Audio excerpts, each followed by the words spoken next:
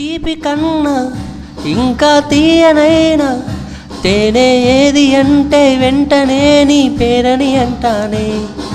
Hi కన్నా ఎంతో హాయిదైనా చోటే ఏమిటంటే నువ్వు వెళ్ళే దారని అంటానే.